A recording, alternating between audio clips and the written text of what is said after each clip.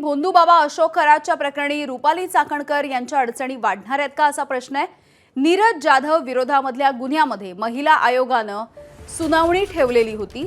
अशोक खरातच्या सांगण्यावरून जाधवच्या विरोधात शिर्डीमध्ये तक्रार दाखल झाली। महिला आयोगानं शिर्डी पोलिसांना 17 मार्चला आयोगामध्ये हजर राहण्याचे आदेशही दिले होते।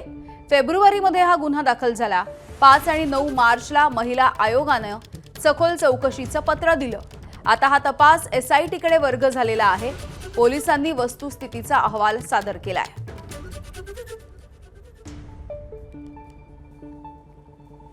त्यामुळे रुपाली चाकणकर यांची देखील एसआयटीच्या मार्फत चौकशी केली जाणार आहे आणि नीरज जाधवच्या विरोधामधील जो गुन्हा अशोक खरातच्या सांगण्यावरून दाखल झाला होता या सगळ्याविषयी देखील चौकशी होऊ शकते।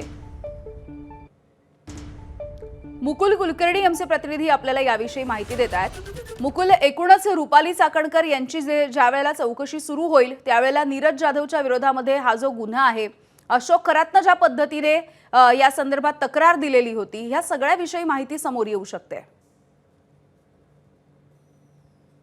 जी झाली ती राज्य महिला आयोगाच्या तत्कालीन अध्यक्षा रुपाली चाकणकर यांच्या पत्रामुळेच झाल्याची अशी माहिती आहे। अहिल्यानगरच्या पोलिसांनी या संदर्भातला तपास हा सुरू केलेला होता। ज्यावेळेस नीरज जाधव याने याच्या विरोधात गुन्हा दाखल करण्यात आलेला होता त्यावेळेसच या प्रकरणाचा तपास हा अहिल्यानगर पोलिसांनी केलेला होता आणि अचानक राज्य महिला आयोगाकडनं एक पत्र पोलिसांना प्राप्त झालं। त्यामुळे संशय बसलेला होता आणि ज्यावेळेस अधिक तपास केला तर अशा स्वरूपाचे व्हिडिओ हे आहेत ही माहिती मिळालेली होती, ती खात्री पटलेली होती आणि त्यानंतर हे संपूर्ण प्रकरण गृह विभागाकडे गेलेलं होतं आणि एसआयटीची स्थापना करण्यात आलेली होती। त्या पाठोपाठ एक शिर्डीचा गुन्हा आणि एक वावीचा गुन्हा असे 2 गुन्हे मिळून ही एसआयटी स्थापन करण्यात आलेली होती आणि हे संपूर्ण प्रकरण अतिशय गोपनीय पद्धतीने मुख्यमंत्र्यांच्या नेतृत्वाखाली या संपूर्ण प्रकरणाचा तपास सुरू झालेला होता आणि त्यानंतर नाशिकमध्ये अशोक खरात याच्या विरोधात गुन्हा दाखल झाला, त्याला अटक करण्यात आलेली होती। हा संपूर्ण घटनाक्रम पाहता रुपाली चाकणकर यांची ज्यावेळेस चौकशी होईल त्यावेळेस त्यांनी दिलेलं पत्र, अहिल्यानगर मधला गुन्हा आणि त्याच पाठोपाठ वावी मधला गुन्हा या संपूर्ण प्रकरणाचा तपास हा केला जाणार आहे।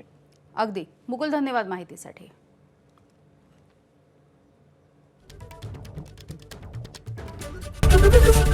एबीपी माझा, उघडा डोळे बघा नीट।